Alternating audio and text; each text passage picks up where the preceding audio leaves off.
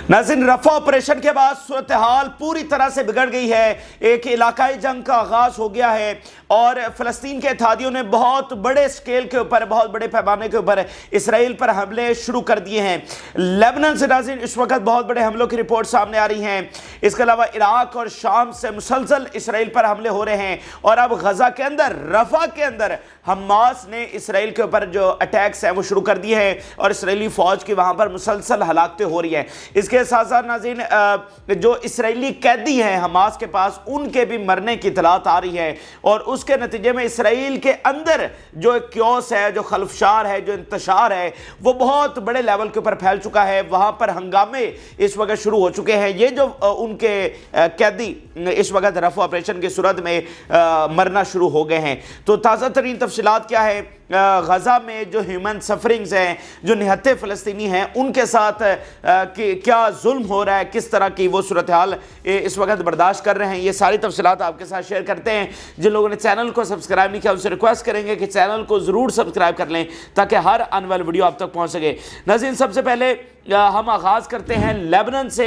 रफ़ा operation के बाद इस वक्त सबसे बड़े हमले लेबनान से रिपोर्ट हुए हैं। यानी रफ़ा ऑपरेशन के बाद कुछ ठहराव लेबनान के हमलों में देखा गया और ऐसा लगा कि बहुत डिफरेंट लेवल के ऊपर लेबनान जो है, हिज़्बुल्लाह जो है वो तैयारी कर रही है। तो अभी नाज़रीन लेबनान की जानिब से ये रफ़ा ऑपरेशन के बाद पहले जो बहुत बड़े अटैक्स हुए हैं वो आपके सामने रखने जा रहे हैं और बिल्कुल नई टेक्निक्स नज़र आ रही हैं, नए हथियार नज़र आ रहे हैं, लिथल हथियार नज़र आ रहे हैं और इसराइली फ़ौज को भारी नुकसान जो है वो इसमें उठाना पड़ रहा है। हमले में आपके सामने रखूँगा तो आपको समझ लग जाएगी कि इसराइल की इस वक्त किस तरह से चीखें निकल रही हैं और इसराइली मीडिया कह रहा है कि ये तो हिज़्बुल्लाह का बिल्कुल एक नया रूप है जिसको हम देख रहे हैं।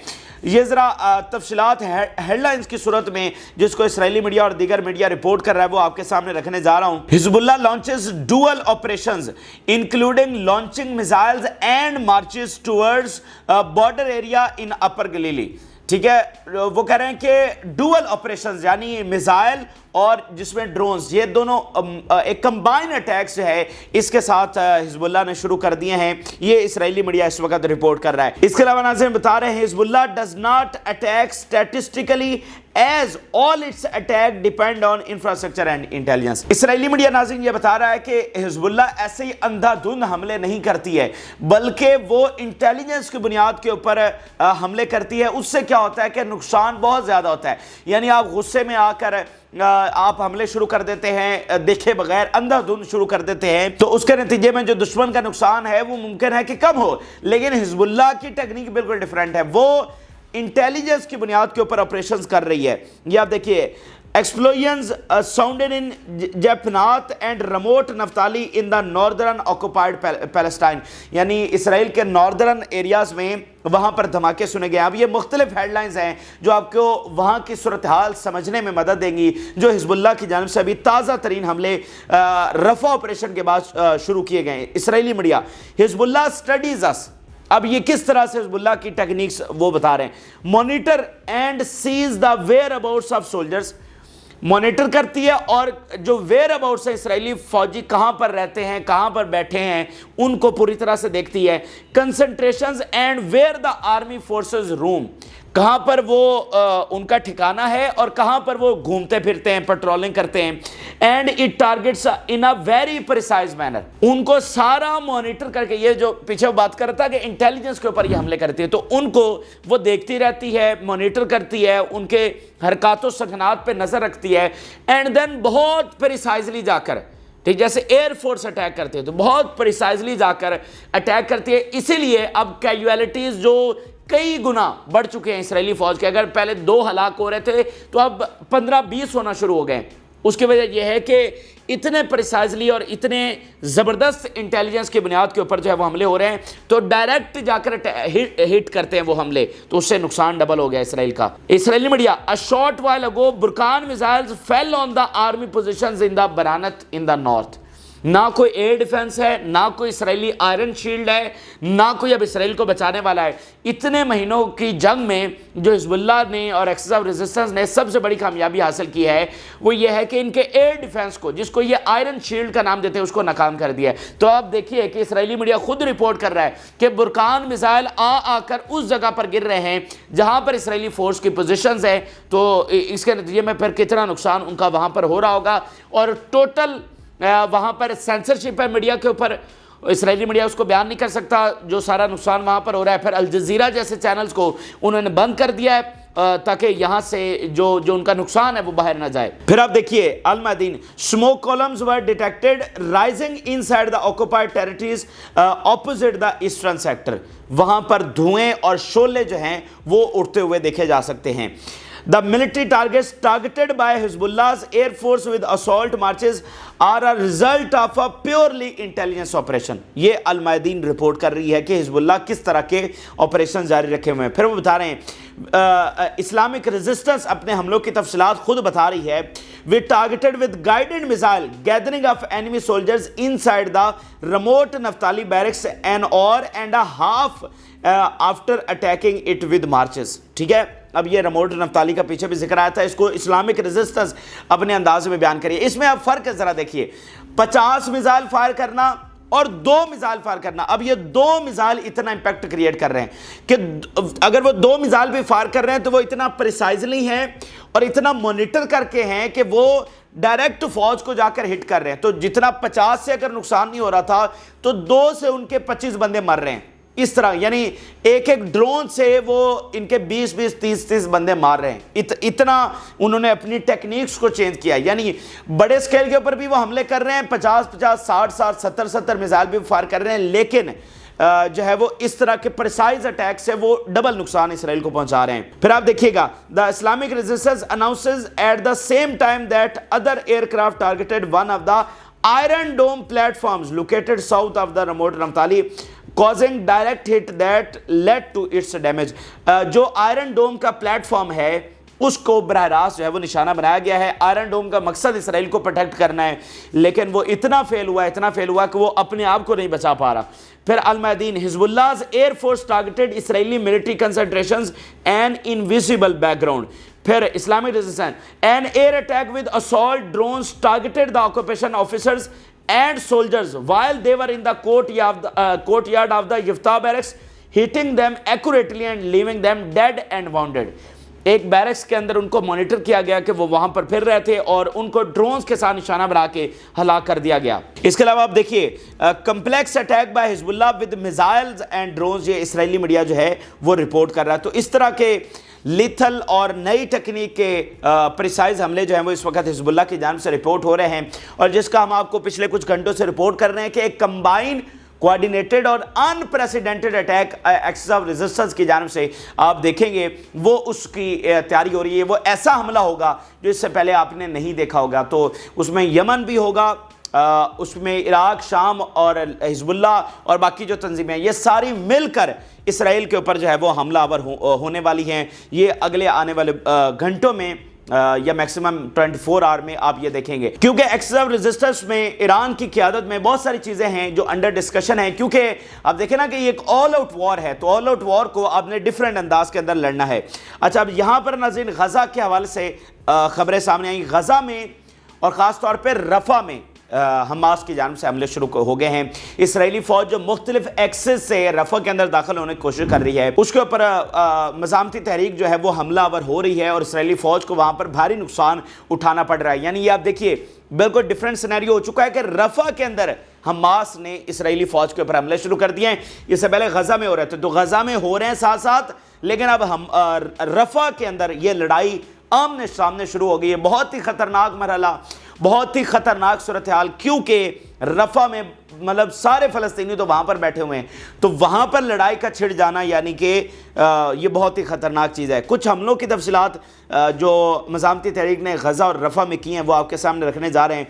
अल कुदस ब्रिगेड ये बता रही है, we bombarded enemy soldiers and vehicles with type 107 missiles and mortar shells in the vicinity of the airport and Al-Shuka neighborhood east of the Rafah city। फिर नाज़रीन बता रहे हैं, an artillery unit destroyed Israeli Israeli forces in دا نیت زریم Axis. اب یہ جو وہ بات کرنا تھا نا ایئرپورٹ، غزہ کے اندر ایک ایئرپورٹ بھی تھا، ٹھیک ہے، جس کو غالباً 2001 میں اسرائیلی فوج نے بمباری کر کے اس کو تباہ کر دیا تھا.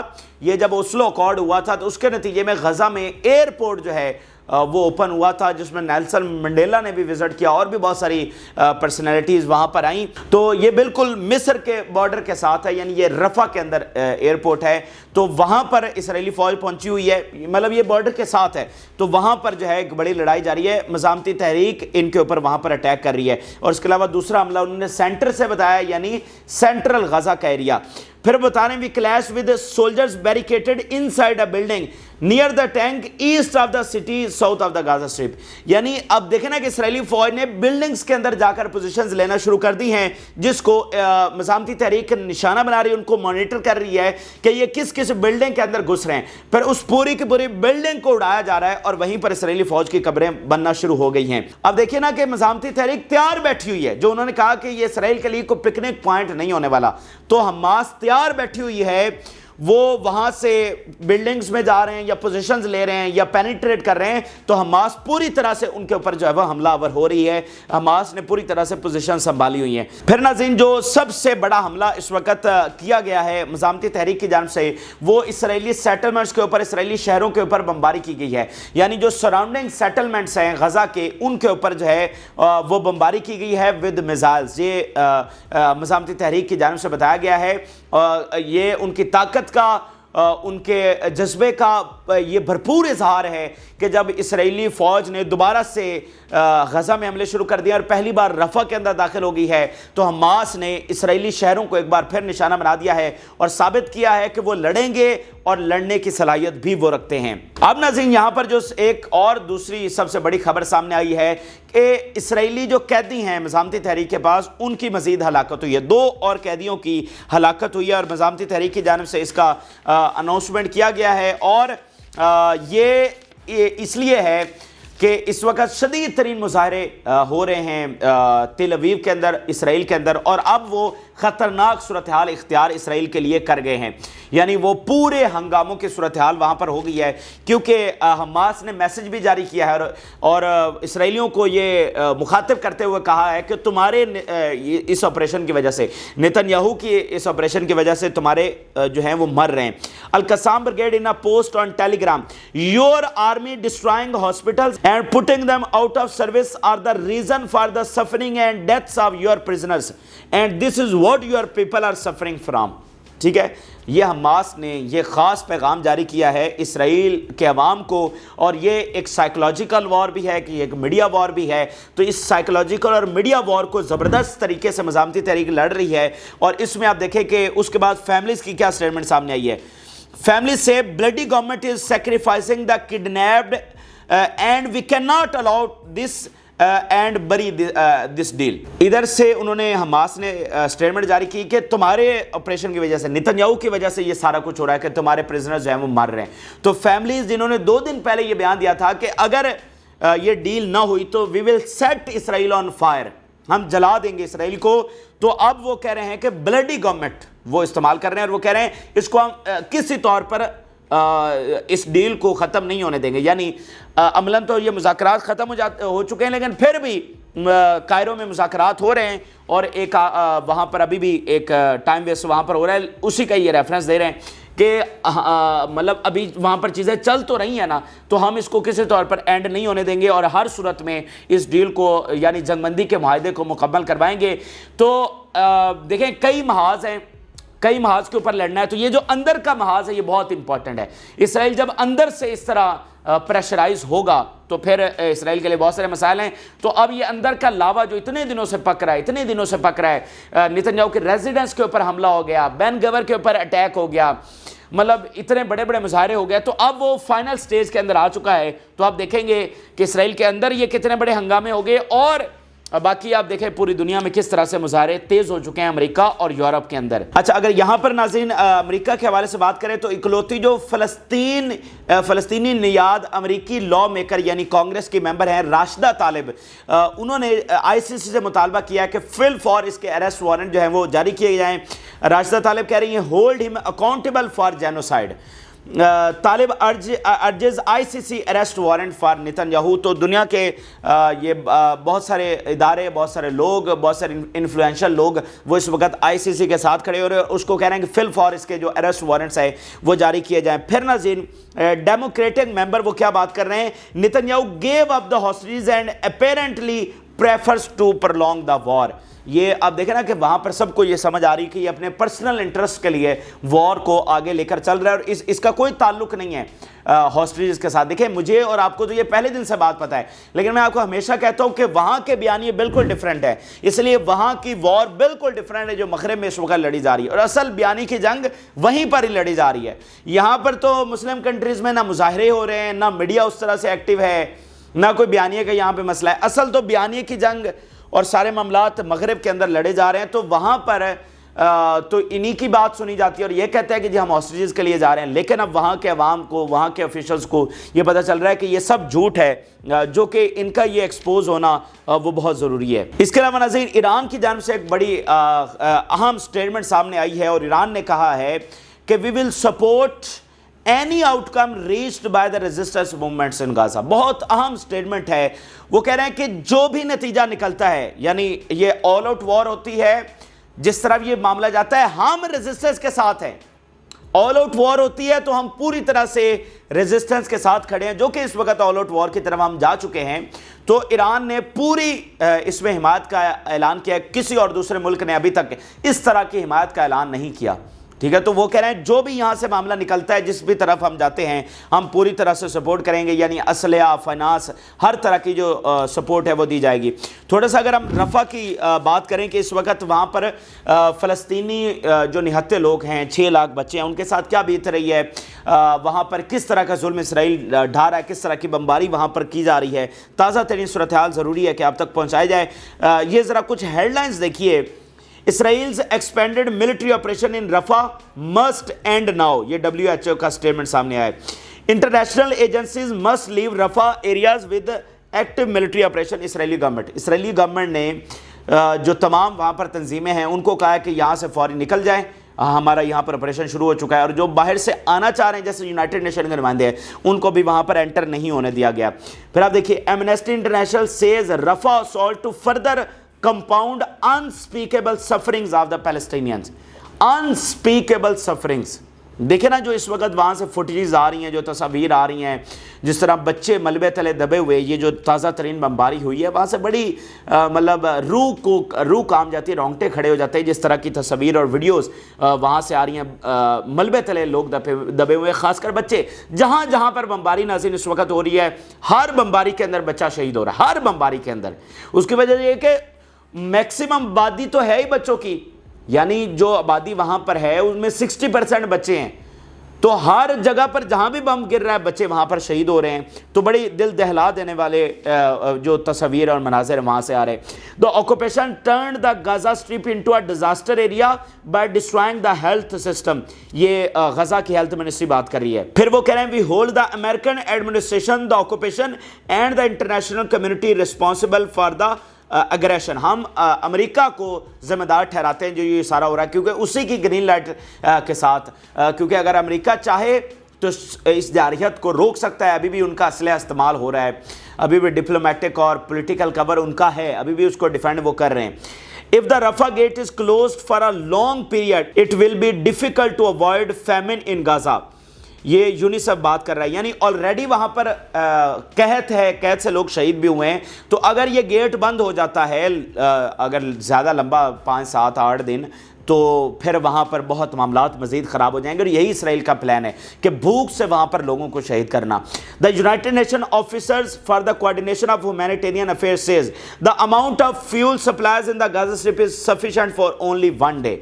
यूएन कह रहा है कि जो फ्यूल सप्लाई है वो सिर्फ 1 दिन के लिए वहां पर अवेलेबल है। ये बहुत लो स्केल के ऊपर रफा क्रॉसिंग से जो इमदाद है वो इसराइल के अंदर जो है वो दाखिल हो रही थी, लेकिन अब वो भी पूरी तरह से रुक गई है। और बुनियादी मकसद इसराइल का यही था, क्योंकि इसमें कोई अचीवमेंट नहीं है। रफा पर क्रॉसिंग के ऊपर जाकर कब्जा करके कोई अचीवमेंट नहीं है। वहां पर हमास रफा को कंट्रोल नहीं कर रही थी, रफा क्रॉसिंग को, कि इसराइल ने अब जाकर वो पॉइंट उनसे छीन लिया है। कोई ऊंची चोटी के ऊपर हमास की आउटपोस्ट थी, उनकी पोजीशन थी, उनकी बेसिस थी जिनको जाकर ख़त्म कर दिया और इसराइल ने कब्ज़ा कर लिया। ऐसा तो कुछ भी नहीं है। वो तो मतलब एक इलाका था जहाँ से एड आ रही थी हमास का, तो उससे कोई लेना देना ही नहीं है। उसका तो सारा मामला मिस्र के साथ है, तो कोई कामयाबी तो नहीं है।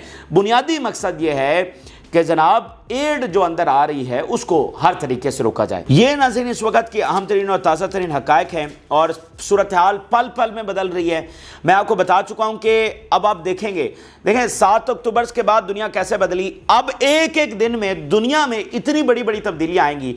ऐसे इसराइल के इत्तेहादी उसको छोड़ेंगे, ऐसे जियोपॉलिटिक्स बदलेगी, ऐसे दुनिया का निज़ाम बदलेगा, आप देखते रह जाएंगे। यानी ये 100 साल के बाद दुनिया का निज़ाम ऐसे ऐसे ऐसे बदल रहा है, ठीक है। और अब दिनों में तब्दीलियाँ वाइडर कैनवस के ऊपर आएंगी। आप देखेंगे कि जो फ़लस्तीन के इत्तेहादी हैं वो बढ़ते चले जाएंगे और ज़्यादा मुत्तहद होते चले जाएंगे, और जो हुकूमतें खामोश बैठी हैं उनके पास भी कोई ऑप्शन नहीं है, ठीक है। उनको भी आगे बढ़ना पड़ेगा, उनका सर्वाइवल नहीं है। तो ये इस वक्त के अहम तरीन और ताज़ा तरीन हक़ाइक़ है जो आपके साथ शेयर किया। आप अपनी राय ज़रूर आगाह करें। जिन लोगों ने चैनल को सब्सक्राइब नहीं किया उनसे रिक्वेस्ट करेंगे कि चैनल को ज़रूर सब्सक्राइब कर लें ताकि हर आने वाली वीडियो आप तक पहुँच सके। इजाज़त, अल्लाह हाफ़िज़।